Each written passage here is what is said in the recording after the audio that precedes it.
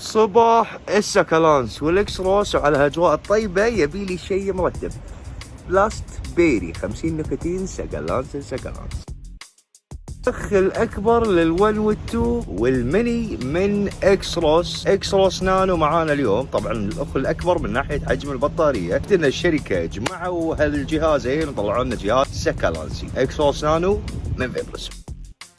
هذا هو بوكس الجهاز مثل ما انتم شايفين، حجمه الجميل. هذا سكراش كود اللي تتاكد منه منتجك اصلي ولا لا. حاطين لك كل مواصفات الجهاز من قوه بطاريه وبودات وامور تقدر تشوفها هني مع الاحجام. هذا هو شكل الجهاز من برا، جميل صراحه، وايد انيق، ديزاينه وايد عصري ووايد حلو، والوانه بعد وايد حلوه، 6 الوان جميله. في فتحه الزاميه موجوده، وفي الفتحه اللي تقدر انت تتحكم فيها، وهذا الخيار وايد مناسب حق مستخدمين الام تي ال. تقدر تغير اير فلو مثل ما انت تبي، سواء واسع او ضيق. الواسع مو واسع مثل ما انت متخيل، نقدر نقول متوسط. بطاريته 1000 ملي امبير والشحنه تايب سي، يشحن بالضبط ساعه كامله فل سكالانس. القواعد اللي تثبت البود بالمغناطيس حجمها وايد مناسب، ثابت البود، وهذا الشيء وايد حبيته في اجهزه الاكسروس. شنو محتوى العلبه بعد؟ حاطين لك بود 1.2 غير 0.8، بودين تقدر تجربهم في هذا الباكج، وحاطين لك اللاينر اللي تعلق فيه الجهاز،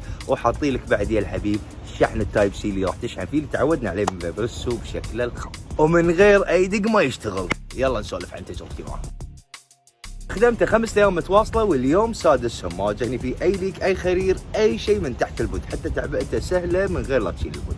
تقريبا عبيته 6 مرات. الشحنه الواحده تقعد بودين كاملين، يعني يومين تقريبا اذا انت سحبك نفس استهلاكي، ممكن يوم ونص او اكثر من يومين اذا انت استهلاكك اقل منه. ألف صراحة على بود سيستم 1.2، أشوفها وايد طيبة. نيجي الحين على البود، والفليفر في البود جميل جدا مثل ما عودونا شركة فيبرسو على الفليفر الجميل في بوداتهم مع الإكسروس 1 من أول ما نزل. لكن كان في مشكلة بسيطة اللي هي السبيت باك البسيط، وحلوه انتهى مع البودات الجديدة، وهذه كانت المشكلة الوحيدة اللي تواجهني، وأنا ما زلت أستخدم الإكسروس 1 والحين على النانو. الاير فلو، حركه الاير فلو وايد حلوه. جمعوا لي الجهازين، الواسع اللي اقدر اوسع واضيج مثل ما انا ابي، والضيق جدا بالفتحه اللي خلوها اللي سكالانس الاير فلو في جهازهم الجديد. ابدعوا صراحه. غير شيء من المميزات اللي مذكوره ان كل البودات حق الاكسروس كلها تشتغل عليه. رقم 2، سالفة الاس اس اس انتي ليك فعالة جدا مع شركة فيبرسو في الاكسروس الاخير، جبارة، ما في ليك، ما في سبيت باك. واهم شيء خاصية البلس اللي شفناها في جهاز الجن في اول ما نزل، اللي هي من اول ما تضغط البف لين تشيل ايدك عن التريجر، ونفس مستوى قوة السحبة من اول ما تسحب لين توخر، وهو نفس قوة السحبة، نفس اول نفس. سكالانس اول مرة تنحط ببوت سيستم.